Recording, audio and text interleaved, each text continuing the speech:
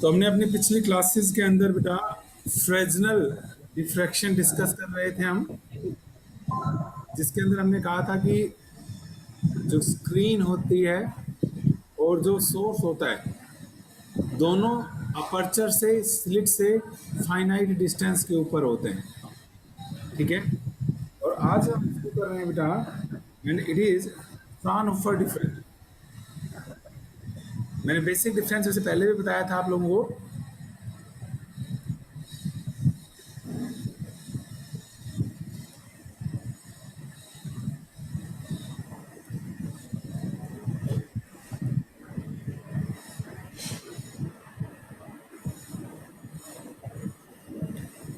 भैया किसका मन कर रहा है ड्राइंग बनाने के लिए? तो बड़ी अच्छी ड्राइंग बना रहा है।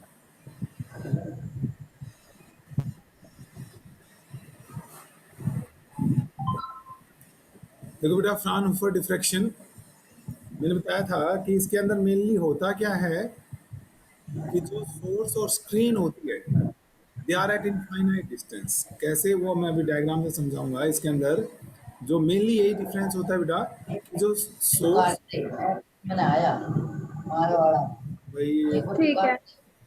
मेरा मेरा कहा है कि मैं source and screen are at are at infinite distance from the slit। कैसे इनफाइनाइट डिस्टेंस लैब में क्रिएट की जाती है वो मैं डायग्राम में आपको समझाऊंगा बेटा, ठीक है कि नहीं है। And definitely that infinity is created with the help of lenses. So इसके अंदर हम लेंसेज यूज करेंगे, लेंसेज आर यूज्ड।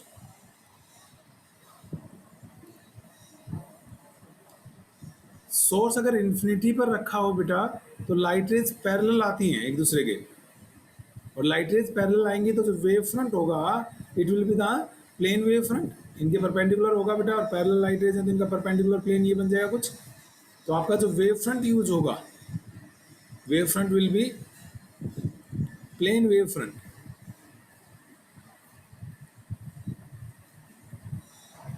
और चूंकि जब ऑब्जेक्ट बेटा इन्फिनिटी पर है, ये कह लीजिए सोर्स इन्फिनिटी पर है, स्क्रीन इन्फिनिटी पर है, तो इन दैट केस जो लीनियर डिस्टेंसेस होती हैं they do not play any role.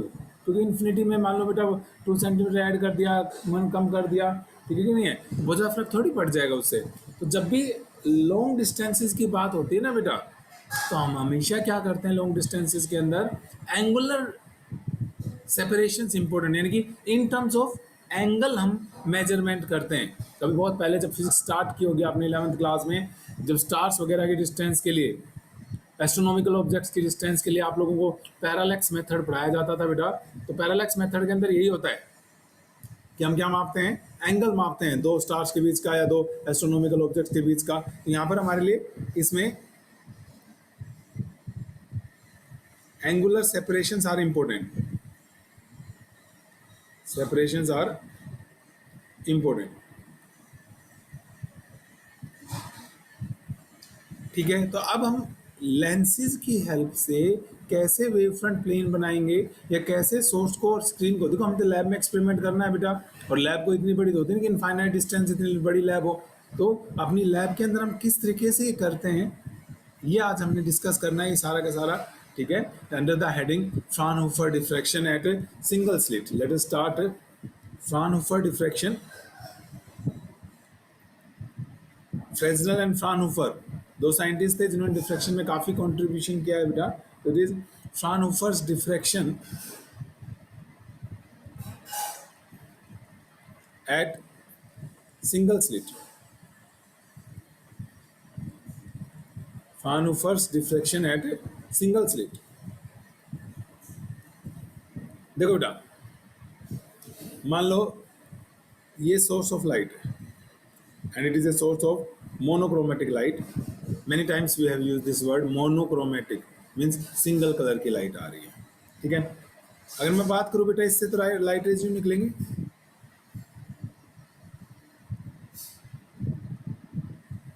किसी भी सोर्स से तो इस तरीके से निकलेंगी।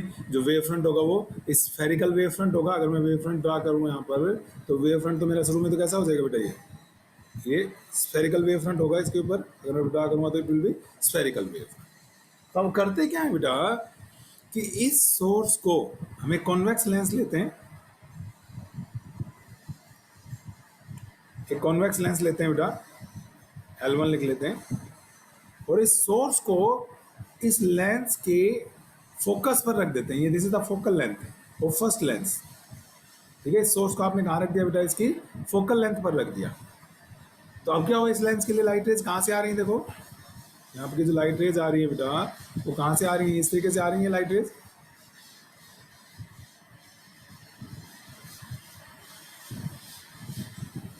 स्फेरिकल वेव फ्रंट आ रहा है। तो अब देखो बेटा, अगर लाइट रेज फोकस में से आ रही हैं तो लेंस में से पास करने के बाद कैसी हो जाएंगी, बता सकते हो कैसे, किधर जाएंगी? यानी ये सीधी सी बात, इसका फोकस हो गया, फोकस में से आ रही है रेज, तो after passing through convex lens कैसी हो जाएंगी, बता सकते हो? क्या parallel to the principal axis नहीं हो जाएंगी बेटा? अगर लाइट रेज, ये देखो, दे बिकम पैरेलल। बहुत सारी, ये नहीं कि तीन ही होंगी, बहुत सारी होती हैं रेज, तो हम तो जस्ट दो तीन दिखा देते हैं बस इतनी, इस तरीके से दे बिकम पैरेलल। तो अगर आप मान लीजिए यहाँ पर हैं, ठीक है, और लाइट रेज पैरेलल होगी, तो अब जो वेव फ्रंट होगा, वेव फ्रंट हमेशा इसके परपेंडिकुलर होता है, तो अब जो वेव फ्रंट हो गया बेटा, वो कैसा वेव फ्रंट होगा, प्लेन वेव फ्रंट। इनके जो परपेंडिकुलर आ रहा है, ये कैसा वेव फ्रंट आ रहा है मेरे पास, this is the plane wave front. यहाँ पर जो आ रहा है this is plane wave front, और यहाँ पर जो आ रहा था it was spherical wave front. ठीक है, तो हम तो मान लीजिए यहाँ पर है बेटा, ये मान लीजिए मेरा सिंगल स्लिट है, ये ए बी जो है बेटा, it is a single slit.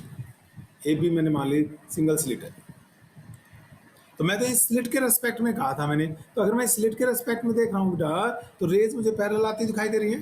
Raise जो है बेटा वो कैसी आ रही है मेरे लिए, पैरेलल रेज आ रही है। ये देखो, और ये वेव फ्रंट कैसा आ रहा है, प्लेन वेव फ्रंट आ रहा है कि नहीं आ रहा है? तो देखो बेटा, क्या इस ए बी के रेस्पेक्ट में ये जो सोर्स है ये इन्फिनिटी पे चला गया, वर्चुअल इन्फिनिटी हो गई एक तरीके से। देखो, इन्फिनिटी पर सोर्स है तो लाइट रेज पैरेलल आनी चाहिए, और वेव फ्रंट कैसा होना चाहिए, प्लेन वेव फ्रंट होना चाहिए। तो हम तो ए बी के रेस्पेक्ट में देख रहे हैं, मैंने अभी लिखा था कि विद रेस्पेक्ट टू जो अपर्चर या स्लिट है, are at a distance infinity from slit, slit के रेस्पेक्ट में। तो स्लिट मेरी यही है, ए बी जो है बेटा, तो इसके रेस्पेक्ट में सोर्स कहाँ चला गया, इन्फिनिटी पर चला गया। अब देखो ये लाइट रेज आ रही है बेटा इस तरीके से, अब ये जो अनब्लॉक्ड पार्ट रह गया इसका, और भी होंगी ना रेज ऊपर वाली, वो मैंने दिखाई नहीं है, वो ब्लॉक हो जाएंगी। इससे ऊपर वाला पोर्शन इससे ऊपर वाले वेव फ्रंट को ब्लॉक कर देगा, नीचे वाला नीचे को, ये अनब्लॉक्ड पार्ट है जो आगे जाएगा। ठीक है, अब मान लीजिए यहाँ से वेव, ये वेव यूज आ रही है, ये तो कहाँ पर मिलेंगे, अगर पैरेलल जा रही हैं तो इमेज कहाँ बनती है, इन्फिनिटी पे बनती है कि नहीं बनती है? अगर ऑब्जेक्ट इन्फिनिटी पे है तो रेज पैरेलल आएंगी बेटा, और पैरेलल जा रही हैं तो इमेज कहाँ बनेगी, इन्फिनिटी पर बनेगी। तो हम क्या करते हैं, यहाँ पर एक दूसरा लेंस ले लेते हैं बेटा, ओके, एक और लेंस लेते हैं बेटा, और उस लेंस को यहाँ रख देते हैं,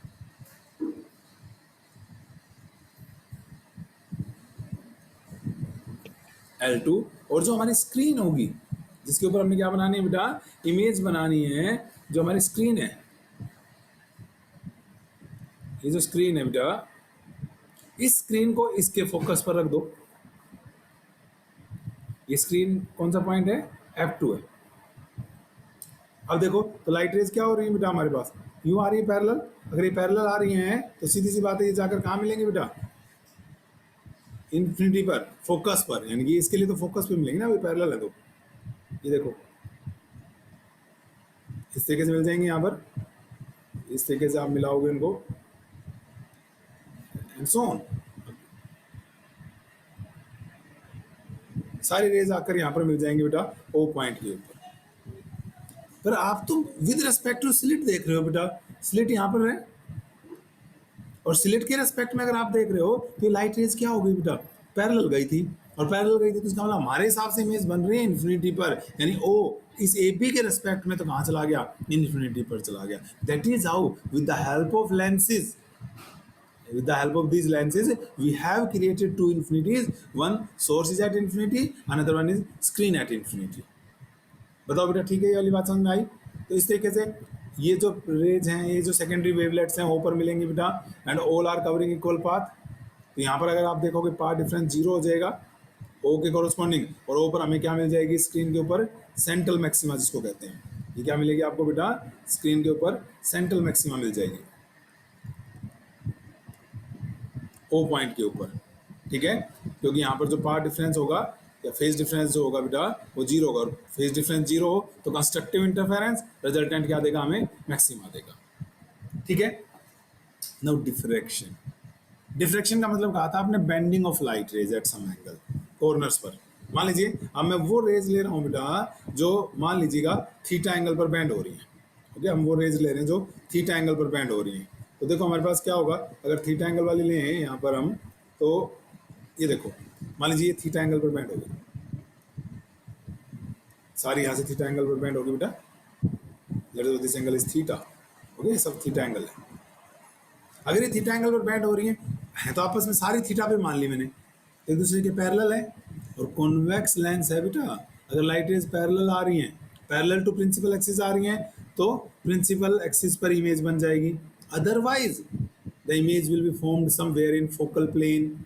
ये पूरा क्या कहलाता है, जो फोकस से पास करे वो प्लेन क्या कहलाता है बेटा, फोकल प्लेन कहलाता है। तो अब हमारी जो कहीं ना कहीं इमेज बनेगी बेटा, मान लीजिए यहाँ जाकर कहीं भी बन गई, मैं कहीं दिखा देता हूँ, मान लो एक पॉइंट ले लिया मैंने यहाँ पर पी पॉइंट, ये सारी की सारी अब जाकर इस लेंस की हेल्प से यहाँ पर मिल गई। अच्छा ये लेंस ना, this lens is placed very close to A B, ये तो थोड़ा समझाने के लिए मैंने अलग कर दिया बेटा, अदरवाइज बिल्कुल इसको टच करता हुआ रखा जाता है, ओके। ये स्केल के हेल्प से बनाता तो स्ट्रेट लाइन बन जाती बेटा, ये मैं ऐसे बन गई टेढ़ी बेढ़ी लाइन है, बाकी स्ट्रेट लाइन है। रेज एंड पी जाकर पी पर मिल गई। अब हमें ये डिसाइड करना है बेटा कि पी पर मैक्सिमा बनेगी या मिनिमा बनेगी, जैसे हर बार करते रहे थे। और मैक्सिमा मिनिमा का डिसीजन कौन करता है, ए और बी से आने वाली वेव्स में कितना पाथ डिफरेंस है, कितना फेज डिफरेंस है, यही तो पॉइंट है। अगर वो हम याद करो कहते थे मल्टीपल्स अगर हैं, एन लैम्बडा मैक्सिमा आती थी, और मल्टीपल ऑफ लैम्बडा बाई 2 था मिनिमा आती, मतलब अल्टीमेटली मैक्सिमा एंड मिनिमा का डिसीजन होता है, it is done by the path difference और फेज डिफरेंस, ओके। सो एट पी मैक्सिमा होगी, एट पी मैक्सिमा और minima will be decided, will be determined by path difference, by the path difference between the waves coming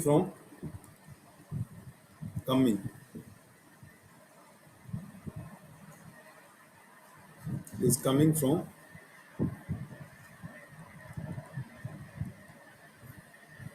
A and B बेटा। और वो path difference निकाल सकते हैं, देखो मैं निकाल के दिखाता हूँ कहाँ है। हम क्या करते हैं बेटा, इसके लिए यहाँ पर एक बस देखो यहाँ तक तो दोनों ए और बी क्या है बेटा, एक बार फिर देखते हैं, ठीक है।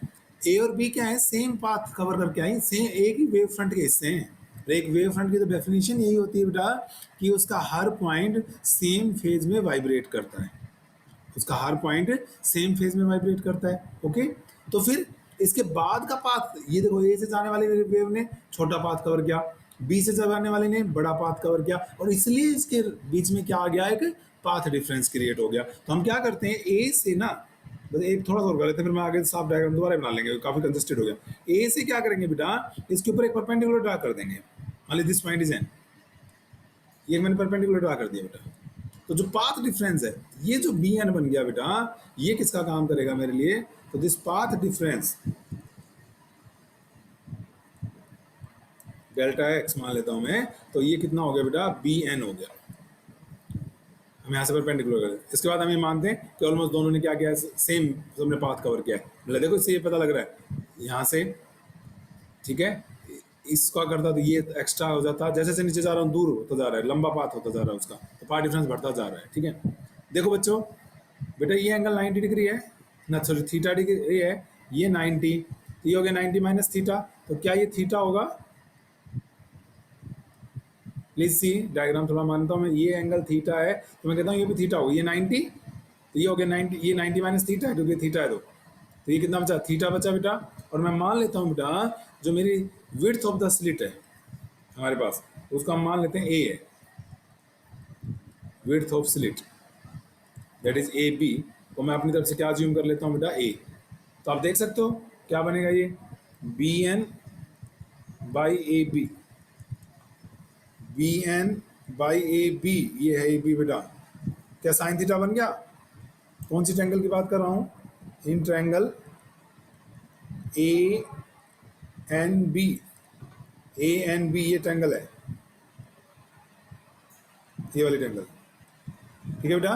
तो B N upon A B and this is equal to sine theta, A B तो ए के बराबर है, तो भाई पार्ट डिफरेंस आ गया मेरे पास कितना? ए साइन थीटा, ठीक है। दिस इज कितना आ गया बेटा? ए साइन थीटा। फिर एक बार समझा दूं ये कब है बेटा कि पी पॉइंट पर जो मैक्सिमम मिनिमा है ये कौन डिसाइड करेगा बेटा कि ए और बी से आने वाली वेव, देखो कोई कहे जी ए और बी में कोई पार्ट डिफरेंस नहीं है क्योंकि A and B are the part of same wave front, तो वहां तक तो साथ आए हैं, ठीक है, तो फेज डिफरेंस जीरो है। उसके बाद चूंकि length of the path change हो गई है इस वजह से पार्ट डिफरेंस आ गया और इसी वजह से क्या आ जाएगा बेटा हमारे पास है फेज डिफरेंस आ जाएगा, ठीक है। मान लेते हैं एक वेव ए से चली और एक बी से चली, जैसे पार्ट डिफरेंस हो गया तो फेज भी डिफरेंस आ जाएगा। हम मान लेते हैं, चलिए लेट हमारे पास 2 alpha, let 2 alpha is the phase difference between waves coming from A and B.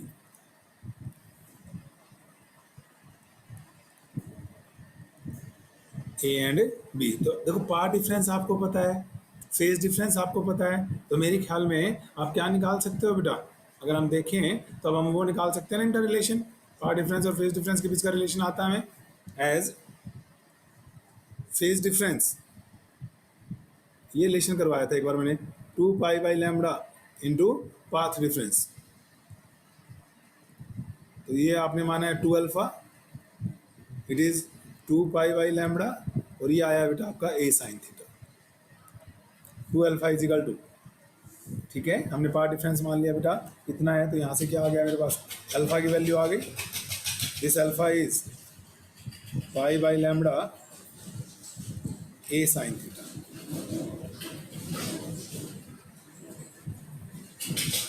ये क्या चीज है बेटा? 2 alpha total part phase difference है, जो ए से वेव चलेगी और जो बी से वेव चलेगी बेटा, when it will reach at point P, तो उनके बीच में कितना पार्ट डिफरेंस होगा? वो ए साइन थीटा होगा, और कितना फेज डिफरेंस होगा बेटा? 2 अल्फा होगा, ठीक है। अब मैं क्या कर रहा हूं कि मान लीजिए मैं इस पूरे ए बी वेव फ्रंट को एन इक्वल पार्ट्स में डिवाइड कर रहा हूं, ठीक है। मैं क्या कर रहा हूं अभी हमारे पास कि divide the whole AB wavefront into n equal parts, n equal elements. तो मैं जैसे मैं क्या कर रहा हूँ यहाँ अलग से दिखा देता हूँ एक बार बेटा, ये AB चल रहा था मेरा, ये पी पॉइंट में लेंस वगैरह हटा रहा हूँ बस एक बार, क्योंकि वो तो सब है ही है, वो हटे नहीं है कुछ भी, बस थोड़ी भीड़ कम करने के लिए दिखा रहा हूँ। तो मैंने कहा कि एक मेरे पास यहाँ से चल के आई थी वेव बेटा अभी, एक ए से गई थी with the help of lens मिले हैं बेटा ये, और एक बी से गई थी। इनके बीच में आपने कह दिया कि फेज ए और इसके बीच में टोटल कितना है? 2 अल्फा है। अब मैंने क्या किया, इसको मैंने ये मान लिया बेटा कि जैसे ये आ रहा था ना पूरा वेव फ्रंट, तो इसको n इक्वल पार्ट्स में डिवाइड कर दिया, ये कह रहा हूं मैं, I have divided it into n equal portions. तो अगर मैं दो एडजेसेंट पोर्शन के बीच फेज डिफरेंस पूछूं तो क्या 2 अल्फा बाई n नहीं हो जाएगा? टोटल कितना है ए से बी तक का? 2 अल्फा है, तो n इक्वल पार्ट्स में मैंने क्या कर दिया, इसको डिवाइड कर दिया बेटा, तो n इक्वल पार्ट्स में डिवाइड कर दिया आपको, तो फेज देन फेज डिफरेंस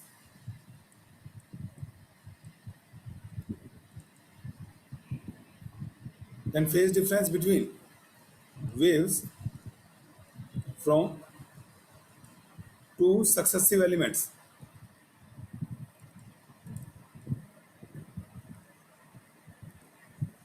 तो क्या बेटा 2 अल्फा बाई एन हुआ कि नहीं हुआ बताओ? टोटल 2 अल्फा है ए से बी तक के बीच में, एन इक्वल पार्ट्स में डिवाइड कर दिया हमने। ओके, एंड मान लीजिए इस पूरे वेव फ्रंट का ए से बी तक का जो टोटल वेव फ्रंट था उसका एम्पलीट्यूड मान लेता हूँ ए नोट है। लेट ए नोट जो है it is the amplitude of whole wave front जो ए बी के बीच में। बेटा इस पूरे का ए नोट है, आपने कितने हिस्सों में डिवाइड कर दिया? एन हिस्सों में। तो हर एक का मैं पूछूं आपसे तो क्या ये ए नोट बाई एन नहीं हो गया? हर एक एलिमेंट का अगर मैं पूछूंगा, एन हिस्से है ना बेटा इक्वल इक्वल, तो हर एक का कितना हो जाएगा? Amplitude of wave coming from each portion will be A note by N हो जाएगा कि नहीं हो जाएगा बताओ?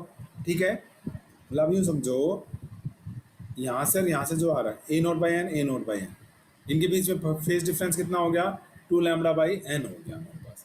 ठीक है, अब ये वेव भी पहुंच रही है यहाँ पे, ये भी पहुंच रही है यहाँ पे, समझ रहे हो ना? ये रास्ते नहीं मिल रही है भाई, यही मिलेंगे जाके। ओके, ये भी पहुंच रही हैं, तो यानी अब कितनी वेव्स पहुंच रही हैं? एक तरीके से मेरे पास एन वेव्स पहुंच रही हैं। मैंने पूरा एक ना मानकर अब क्या मान लिया इसको? एन एलिमेंट मान लिया बेटा, हर एक एलिमेंट। ठीक है ना, amplitude of waves from each element कितना हो जाएगा बेटा? ए नोट बाई एन नहीं हो जाएगा? तो हर एक से ए नोट बाई एन, अगर एक से दूसरे में जाओगे तो एंगल कितना बन जाएगा? 2 अल्फा बाई एन बन जाएगा। तो हम क्या करेंगे बेटा, अब इन एन एलिमेंट्स का रिजल्टेंट निकालना है कि ये सब यहाँ मिलकर यहाँ पहुंचकर क्या बनाएंगे। अगर हम बात करें सुपर पोजिशन प्रिंसिपल की, तो सुपर पोजिशन प्रिंसिपल कहता है बेटा कि net displacement will be the vector sum of, vector sum एक वर्ड यूज होता है, इंडिविजुअल डिस्प्लेसमेंट, जितने पार्टिकल्स इन सब का जो डिस्प्लेसमेंट होगा उन सब का वेक्टर सम होगा। तो हम क्या करेंगे बेटा, हम पी पर रिजल्टेंट फाइंड आउट करने के लिए, एन है तो क्या यूज होगा? एक होता था ट्रायंगल लॉ, पैरेललोग्राम लॉ और एक polygon law of vector addition. तो यहाँ पर तो बेटा ट्रायंगल हो या पैरेललोग्राम हो, वो तो सिर्फ 2 वेक्टर्स के लिए यूज होता था। यहाँ तो मेरे पास एन वेक्टर्स मान लिए मैंने, तो कौन सा यूज करना पड़ेगा? Polygon law of vector use करना पड़ेगा। ठीक है ना, using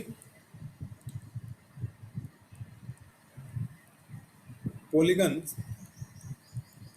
law of vector addition,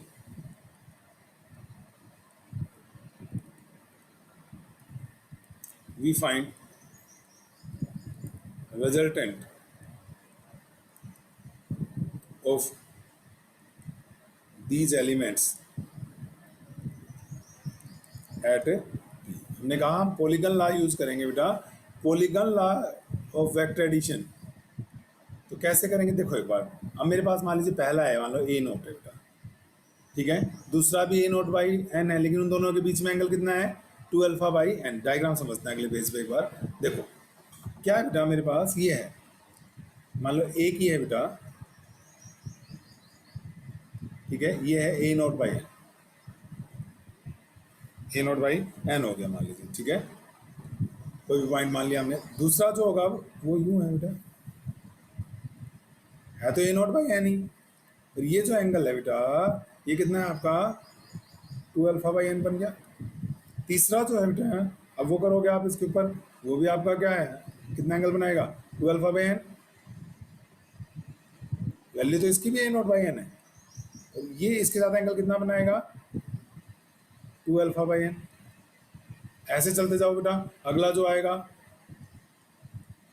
वो भी क्या होगा बेटा? ए नोट बाई एन। सारे बराबर हैं, ये छोटे बड़े दिख रहे हो तो भी, और ये एंगल वही हो गया 2 अल्फा बाई एन।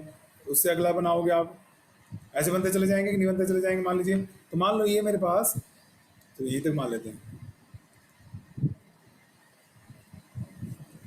ये मान लीजिए पी है बेटा, ये मान लीजिए मैंने क्या मान लिया, ये मत समझो कि 1 2 3 4th है। मान लो ये वेक्टर जो रिप्रेजेंट कर रहा है, ये मान लो मेरे पास कौन सा वेक्टर आ गया? nth आ गया ये। ठीक है, तो अगर मैं पूछूं आपसे इन दोनों के बीच में एंगल, एक तो ये लाइन जाएगी और एक लाइन यहां से आएगी बेटा, ये वाली,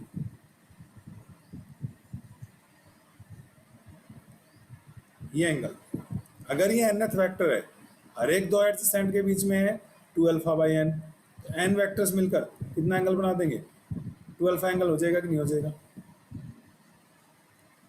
ठीक है, और रिजल्टेंट कहां से निकलेगा, रिजल्टेंट इज गिवन बाय, याद है कुछ, जो क्लोजिंग साइड ऑफ पॉलीगन होती थी बेटा, ये जो पी क्या हुआ है ये मुझे क्या देगा बेटा, रिजल्टेंट देगा। ये होता था पॉलीगन लॉ में, एक का हेड दूसरे की टेल से मिले, इसको बोलते थे same order. If a number of vectors are represented by various sides of a polygon taken in same order, देखो बेटा ये सेम ऑर्डर, एक का हेड और टेल मिल रही है, यहाँ भी हेड और टेल मिल रही है, यहाँ भी हेड और टेल मिल रही है, तो जो लास्ट साइड होगी, क्लोजिंग साइड होगी पॉलीगन की इन अपोजिट ऑर्डर, यहाँ देखो हेड से हेड मिल गया, ये जो होती थी बेटा ये क्या रिप्रेजेंट करती थी, रिजल्टेंट रिप्रेजेंट करती थी। और मान लीजिए मैं इस रिजल्टेंट को किससे डिनोट कर रहा हूँ, ए थीटा से डिनोट कर रहा हूँ। ठीक है, this is let us suppose resultant,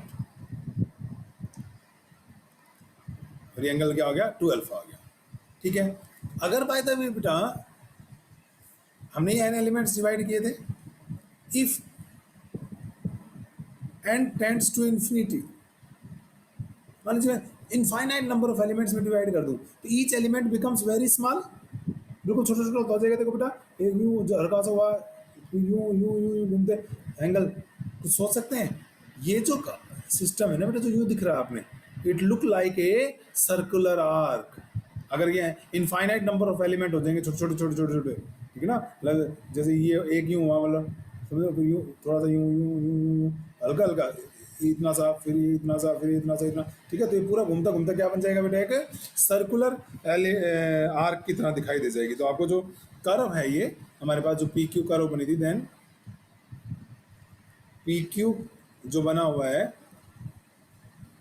becomes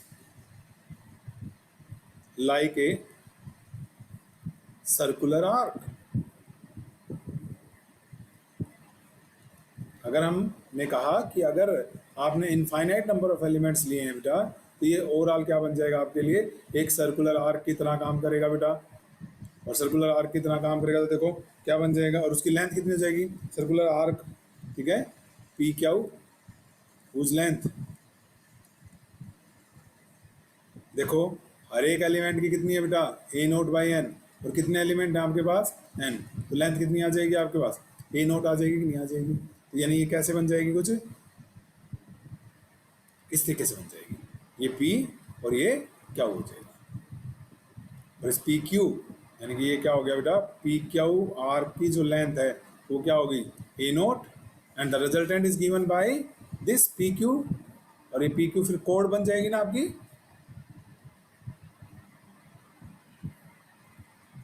this is your resultant, A theta कह रखा है हमने रिजल्टेंट। ओके बेटे, अगर मैं यहां से और ये एक टेंजेंट ड्रा कर दूं, एक टेंजेंट यहां से ड्रा कर दूं, मान लीजिए ये कहीं पर इंटरसेक्ट कर रहे हैं, मान लीजिए एम पॉइंट पर इंटरसेक्ट कर रहे हैं, ये एंगल आप बता चुके हैं कितना होगा बेटा, 12 एंगल होगा, दिस एंगल इज 12। ओके, आई बात समझें, ये पी क्यू आर्क हो गई, और ये पी क्यू कोड, जो रिजल्टेंट है, जो रिजल्टेंट है बेटा, resultant A theta is given by P Q code. फर्क तो करना पड़ेगा ना, क्योंकि एक कोड है बेटा और एक आर्क है, दोनों पी क्यू है। अच्छा, इसका सेंटर मान लेते हैं कहीं पर यहां पर है,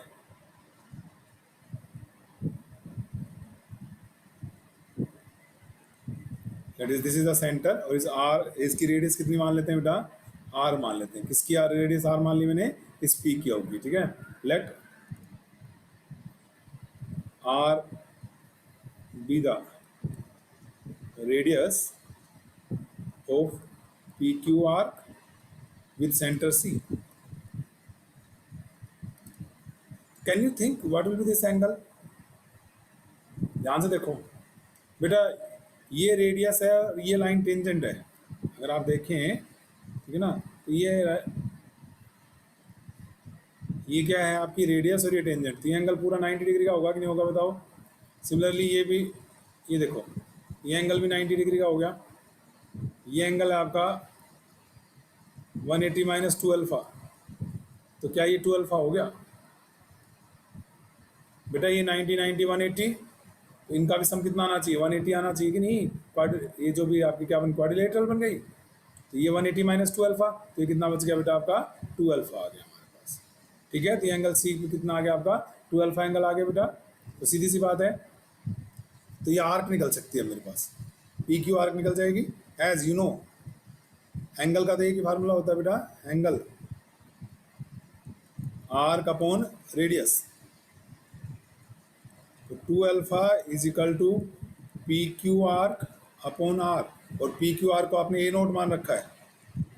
ठीक है, तो 2 alpha is equal to A note by क्या आ गया बेटा, आर आ गया, या ए नोट की वैल्यू आ गई यहाँ से 2 आर अल्फा, नंबर जो भी होगा हमारे पास 4 5। ठीक है, अब मैं क्या कर रहा हूँ यहाँ से, देखो बेटा एक बिल्कुल परपेंडिकुलर ड्रा कर रहा हूँ, बिल्कुल इसका ये एंगल 90 डिग्री। ठीक है, तो अगर ये एंगल 90 है तो ये एंगल भी अल्फा, आधा आधा एंगल कर तो अल्फा हो गया। ये मान लीजिए एंड पॉइंट है। तो अब इस ट्रायंगल में देखो, सी एंड क्यू ट्रायंगल में, in triangle C and Q, C and Q देखो बेटा, एन क्यू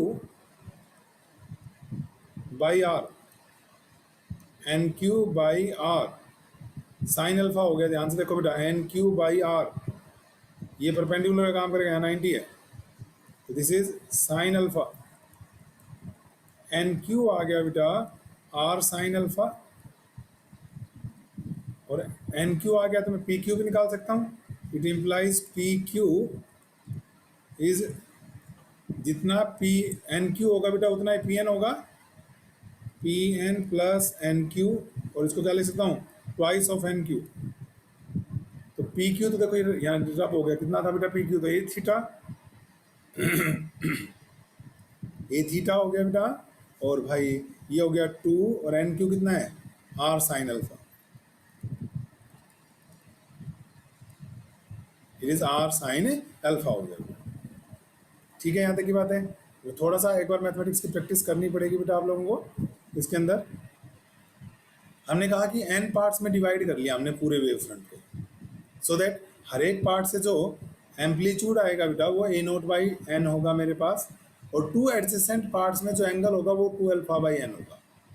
मान लीजिए, पर हमें इनका रिजल्टेंट निकालना है तो वेक्टर सम चाहिए था, तो नो डाउट वेक्टर सम जो होता है that is given by the polygon law of vector addition.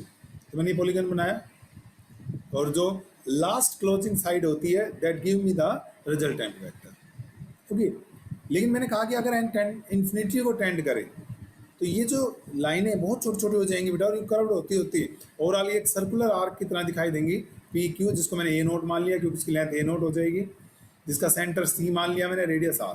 तो बहुत सिंपल देखा मैंने, ये एंगल 2 अल्फा कैसे हुआ, तो angle is equal to arc upon radius निकाल के मैंने ए नोट निकाल लिया, और फिर यहाँ से परपेंडिकुलर ड्रा करके मैंने एन क्यू फाइंड आउट कर लिया। तो बेटा एन क्यू और ये दोनों ट्रायंगल कॉन्ग्रुएंट एंगल होंगे, देख सकते हो आप।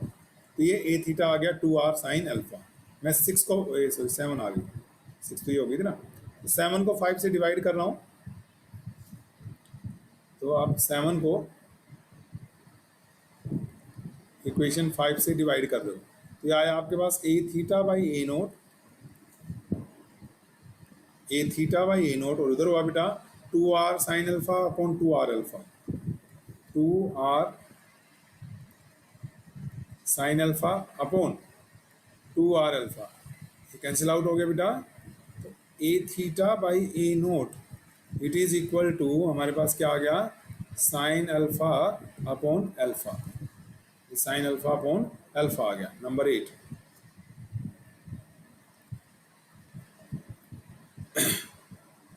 let I naught is intensity of central maxima, I naught is intensity of central maxima, and I theta is intensity at point P, intensity at point P, यानी कहाँ कहाँ देखो, ये रही सेंटर, और बिल्कुल पीछे चले हम थोड़ा सा, और ये ये तो सेंट्रल मैक्सिमा बनेगी बेटा यहाँ पर तो, और यहाँ पर क्या बनेगी पी पर। तो यहाँ पर मैंने आई नोट मान लिया आपका, और यहाँ पर क्या मान लिया बेटा आपका आई पी मान लिया है। ठीक है, तो अब हम क्या करेंगे दोनों को डिवाइड कर लें। तो आई नोट जो होता है इंटेंसिटी, पूरे इंटरफेरेंस में पढ़ा है बेटा आपने, intensity is directly proportional to amplitude का स्क्वायर। आई नोट जो होता है इट इज के ए नोट का स्क्वायर, और आई थीटा जो होता है ये क्या होगा बेटा के ए थीटा का स्क्वायर।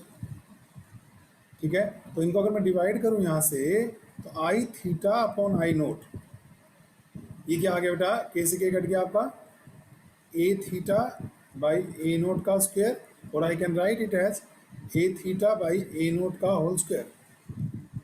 और A theta by A naught ये रहा साइन अल्फा बाई अल्फा, यानी किसी भी पोजीशन पर थीटा क्यों लिखा है इसको, क्योंकि ये उस पॉइंट की इंटेंसिटी है बेटा जहां पर थीटा, डायग्राम से देखो ये P P I I theta क्या लिखा है मैंने, इंटेंसिटी एट पॉइंट पी। और ये पी पॉइंट कौन सा है बेटे, पी वो पॉइंट है जिस पॉइंट पर वो वेव्स जाकर मिली थी जो थीटा एंगल पर डिफ्रैक्ट हुई थी। इसको आई जीरो क्यों लिखा है, यहाँ पर मैंने आई जीरो लिखा है वहां पर, क्यों, क्योंकि लाइट रेज सीधी गई थी जीरो एंगल पर, पैरेलल टू ईच अदर चली गई थी ना, and not deviated at any angle. तो इसलिए I zero means intensity at that point where the waves get deflected by zero degree. Clear है, और यहाँ पर waves get deflected at an angle theta बेटा। तो हमने कहा इसलिए इसको ये नाम दे दिया हमने।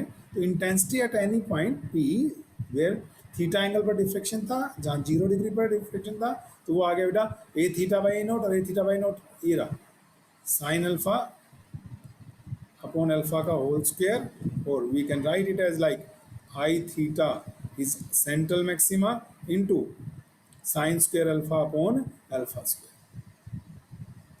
सो ये जो फार्मूला है ये अल्टीमेटली डिसाइड करेगा बेटा अब कि कहां पर मैक्सिमा बनेगी, कहां पर मिनिमा बनेगी, एंड मोर ओवर उस मैक्सिमा की इंटेंसिटी कितनी। इंटरफेरेंस में तो आपने कहा था all maximas have equal intensity, okay, तो यहाँ पर उस मैक्सिमा और मिनिमा की भी इंटेंसिटी डिसाइड करेंगे हम, वेयर अल्फा क्या था शुरू में हमने निकाला था बेटा, it was pi alpha sorry pi A sine theta by lambda.